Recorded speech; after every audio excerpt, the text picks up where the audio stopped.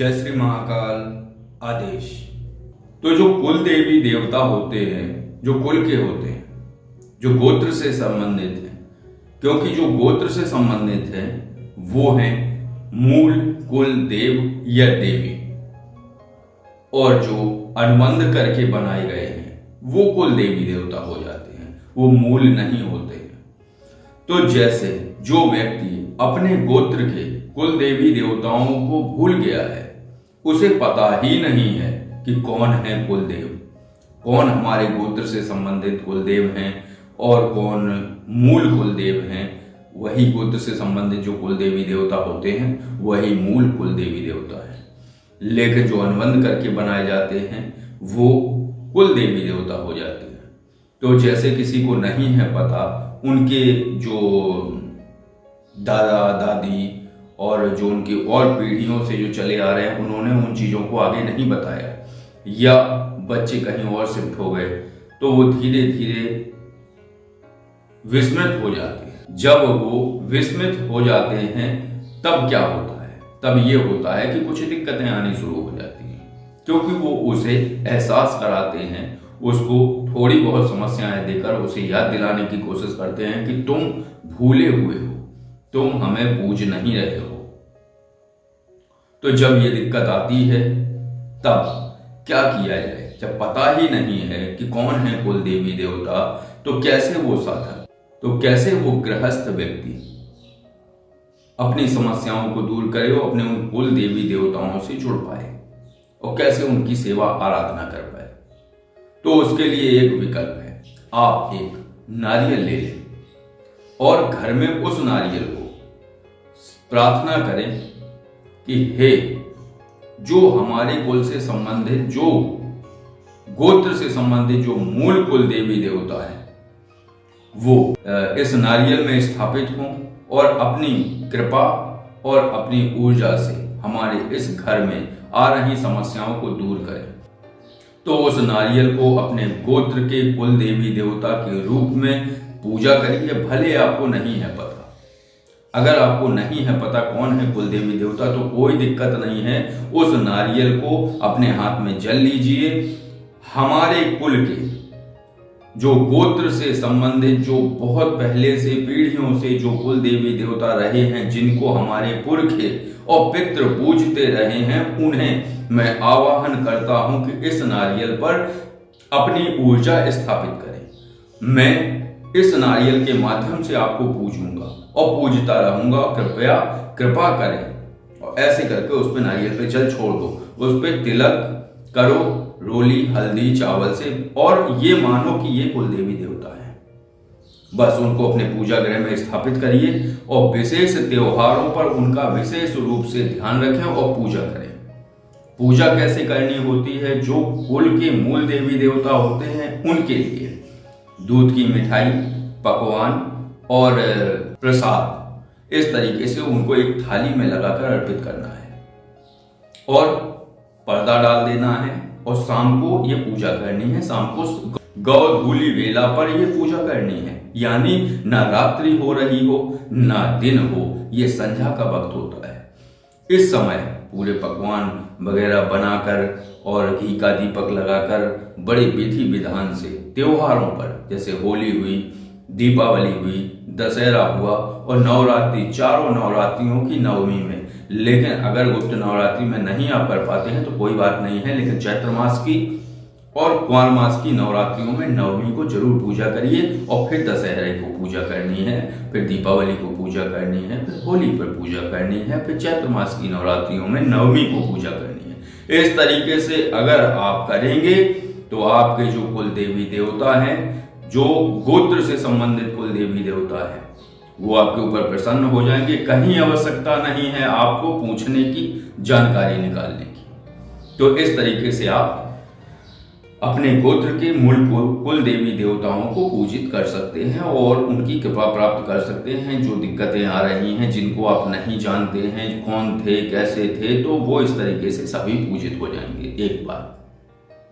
दूसरी बात, जिनको अनुबंध द्वारा आपके पितरों ने अपने कुल में जोड़ लिया है, उनके लिए क्या किया जाए? उनके लिए भी यही होगा। उनके लिए प्रत्येक त्योहार पर इसी समय उनके लिए भी, लेकिन उनका पूजन होगा रात्रि 9 बजे के बाद।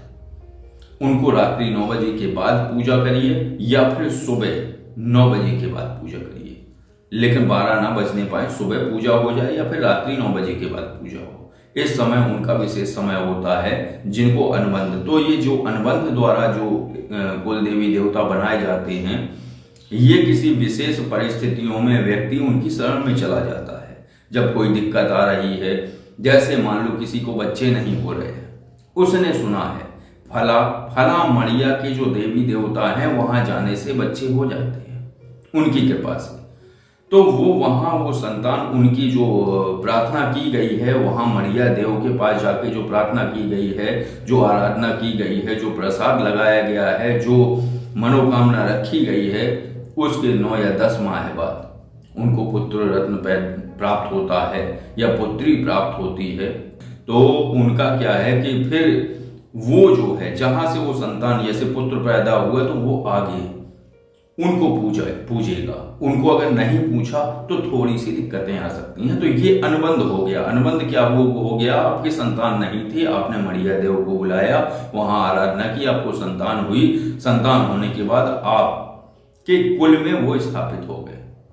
ऐसे ही किन्हीं विपरीत परिस्थितियों में जो देवी देवताओं को मना के अपनी मनोकामना पूर्ण की जाती है या उन दिक्कतों से निकला जाता है, तो वो कुल में एक तरीके से स्थापित हो जाते हैं, वो कुल देवी देवता हो जाते हैं। तो आपके पितरों ने, पुरखों ने जो इस प्रकार से अनुबंध किए थे, वो भी एक तरीके से कुल में स्थापित है। तो जब उनको नहीं पूजा जाएगा तब भी दिक्कतें आ सकती हैं। तो उनके लिए भी यही उपाय है। तो आपको अपने घर में अगर आपको गोत्र के पता है तो कोई बात नहीं है, आप इनको इस तरीके से नारियल में उनका प्रतिरूप समझ के आप विराजमान कर लीजिए, या वो है या दोनों नारियल आप रख सकते हैं। लेकिन बस पूजा पद्धति थोड़ी सी अलग होगी। इनके लिए आपको कच्ची पक्की भोजन सामग्री तैयार करनी पड़ेगी। 7 उनको अठवाई बोलते हैं, छोटी पूड़ियां होती हैं इतनी इतनी, तो 7 वो छोटी पूड़ियां बनाएंगे आप घी में या तेल में या डालडा में, वनस्पति में, और 7 बनाएंगे आप वो पूड़ियां पानी में, पानी खोलते पानी में वो पूड़ियां तलेंगे, मतलब निकाली जाएंगी वो। तो 7 ये रखेंगे, 7 वो रखेंगे। उनके ऊपर चीनी, घी, दूध की मिठाई, ये सामग्री जो भी आपको उपलब्ध हो, ये इस तरीके से। और कुछ पूड़ियां अलग से बनाएंगे, उन पूड़ियों को मीस कर ऐसे, जिसको कद्दूकस भी बोला जाता है, इस तरीके से करके उसको कढ़ाई में डाल के, गुड़ डाल के उसका हलवा बनाया जाएगा और वो प्रसाद फिर उनको अर्पित किया जाएगा। ये अनुबंधित देवी देवताओं के लिए ये प्रसाद चढ़ेगा। और जो कुल के मूल गोत्र के कुल देवी देवता उनके लिए वो चढ़ेगा।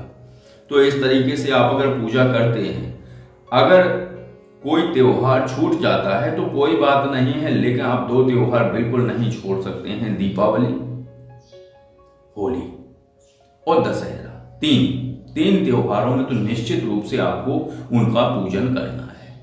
कुछ ज्यादा झंझट नहीं है, लेकिन जब कुल देवी देवता का पता नहीं होता है तब बड़ी दिक्कतें शुरू होती हैं जगह जगह, क्योंकि कहीं बच्चा बीमार हो रहा है, कहीं जॉब छूट जा रही है, कहीं रोग घर में आ गए हैं, क्लेश घर में आ गया है, और घर के जो जहां मकान है वहां पड़ोसियों से झगड़ा हो रहा है, कोर्ट कचहरी, तमाम प्रकार की समस्याएं आ सकती हैं। तो उन समस्याओं से निजात पाने के लिए इस तरीके की आप उपाय करिए। कहीं खोजने की कोई आवश्यकता नहीं है, सीधी प्रार्थना करिए। जो होंगे वो तत्काल उस नारियल में अपनी ऊर्जा स्थापित कर देंगे। आपके प्रार्थना करते ही वो समझ जाएंगे ये समझ गया है। तो ऐसी जानकारी ये बिल्कुल वास्तविक है, क्योंकि ऐसी जानकारी सार्वजनिक रूप से कोई नहीं देता है। क्यों नहीं देता है? क्योंकि उसकी दुकान बंद हो जानी है। मान लो एक मोटा मैं जो है कॉल फोन पर बता देता हूं कि ऐसे ऐसे करो, तो जब आप ये कर लेंगे तो मुझे कॉल क्यों करेंगे, क्यों पूछेंगे आपकी कौन है हमारे कुल देवी देवता। तो कुछ लोगों का ये है कि ऐसे करो फिर वैसे करो, फिर ये होता है, फिर ऐसे कुल देवी देवता, ये यूट्यूब पे पहली बार है और ऐसी जानकारी, यकीन मानिए कि ऐसी जानकारी आपको कोई नहीं देगा। ठीक है भाई, मान लिया, लेकिन उससे लाभ भी तो हो। करके देख लीजिए, मेरी गारंटी है। अगर कुल देवी देवताओं की वजह से कोई दिक्कत आ रही है, कुल देवी देवता एक्टिव नहीं है, अगर कुल देवी देवता सुसुप्त हो गए हैं, तो नकारात्मक ऊर्जाएं निश्चित रूप से आपके घर में प्रवेश कर जाएंगी। वास्तु दोष जैसी समस्या और बढ़ के प्रकट हो जाएगी, प्रचंड रूप धारण कर लेगी। तो उस घर में धन तो रुकने वाला है नहीं, व्यय के बड़े बड़े मौके खुल जाएंगे। धन जाने के बड़े बड़े मौके खुल जाते हैं, तो धन जाएगा ही जाएगा, आएगा कुछ नहीं। आने के स्रोत बंद हो जाते हैं, जाने के स्रोत खुल जाते हैं, तो दिक्कतें बढ़ेंगी ही। जहां धन का अभाव होगा तो समस्याएं बढ़ेंगी। तो इस प्रकार का आप उपाय करके देख लीजिए। 6 माह में बिल्कुल इस तरीके से है कि इस पर आपको विश्वास करना होगा। करके देख लीजिए, 6 माह में आपको रिजल्ट यानी परिणाम सामने होगा। जैसे ही आपके 2 त्योहार निकलेंगे, ये नवरात्रि से लेके वो नवरात्रि और दशहरा को जहां आपने पूजन किया और दीपावली पे जहां आपने पूजन किया, परिणाम बहुत अलग होंगे। जो आपकी दुश्वारियां हैं, जो आपकी दिक्कतें हैं, वो एकदम से खत्म हो जानी है। तो बात वही है कि जो मैंने कहा है कि ऐसी विस्तृत और सीधी साफ सटीक तरीके से कोई जानकारी कोई नहीं देता है कि आप अपने आप में। और बस यही बात है कि जो मैंने ग्रुप बनाया है काली तंत्रम, उस ग्रुप का नाम है काली तंत्रम। उसमें लगभग 25 साधक जुड़ चुके हैं और इसकी साधनाएं 5 जून से आरंभ होने वाली है। तो इसमें वो सभी चीजें वो साधक सीख सकता है जिसको सीखने के लिए वो भटक रहा है। तो जो वास्तविक है कि जिसे आध्यात्म में रुचि है, या जो बहुत ज्यादा परेशान है नकारात्मक ऊर्जाओं से, तंत्र प्रयोगों से, तंत्र से, तो वो व्यक्ति अगर इस ग्रुप के माध्यम से जुड़कर साधनाएं सीखता है तो निश्चित रूप से अपनी झंझटों से बाहर आ जाएगा। उसके पास खुद के प्रयोगात्मक हथियार होंगे। उस आधार पर वो अपने आप को बचा सकता है, दूसरों का उपचार कर सकता है। और अगर वो पात्र है और वास्तविक उसने पूर्ण समर्पण भाव से साधनाएं की हैं, तो वो मानस के माध्यम से भी शक्तियों से फ्रीक्वेंसी प्राप्त कर सकता है। उसके कुछ प्रयोग बताए जाएंगे और अभिचार वाली सभी प्रक्रियाएं उसको सिखाई जानी है, लेकिन वो अनुबंधित रहेंगी। जब तक व्यक्ति तुम्हारे ऊपर प्राणघातक हमला ना करे, तब तक आप उन चीजों का प्रयोग उस पर नहीं करेंगे। लड़ाई झगड़ों में आप मारण प्रक्रिया नहीं करेंगे, ये आपको संकल्प करना होगा। ऐसा उस ग्रुप का नियम है। तो जो भी साधक उस साधना ग्रुप में जुड़ना चाहते हैं, तो केवल 2 या 3 दिन शेष हैं, साधनाएं शुरू हो जानी हैं सोमवार से, यानी 6 तारीख से।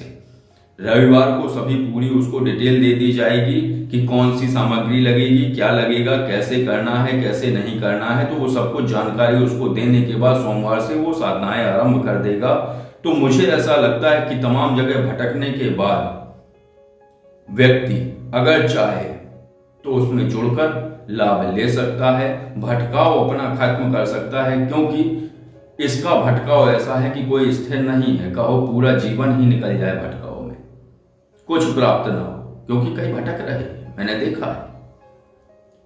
तो बस वही है, केवल यही जानकारी देनी थी कि कुल देवी देवताओं की भ्रमात्मक स्थितियों से बचिए। और अपने कुल देवी देवता अगर आपको नहीं है पता, तो इस तरीके से उनका पूजन कर सकते हैं, इस तरीके से उनकी आराधना कर सकते हैं। और जो जिन्हें आप भूले हुए हो, वो आपकी मदद नहीं कर रहे हैं, वो आपके घर में घुसने वाली नकारात्मक ऊर्जाओं को, तंत्र प्रयोगों को नहीं रोक रहे हैं, तो फिर वो इन सभी चीजों को रोकेंगे, आपके ऊपर कृपा करेंगे। इस तरीके से आप प्रयोग करिए, इस तरीके से उनकी ऊर्जा नारियल पर स्थापित करिए, उनको पूजिए, तो आप जो है इन सभी समस्याओं से निजात पाएंगे और अपने गृहस्थ जीवन या अपने जीवन को सुखमय बनाएंगे। तो बस आज की चर्चा इतनी ही थी, यही जानकारी देनी थी, क्योंकि भ्रमात्मकता YouTube पर बहुत फैल रही है। तो केवल उसके उपाय मैं बताता हूँ बिल्कुल सटीक तरीके से। साधनाएं भी बताई हैं आप सभी को, उनको करने से कई लोगों को लाभ भी हुआ है। तो बस यही है, आज की चर्चा यहीं खत्म करते हैं। आदेश जय श्री महाकाल।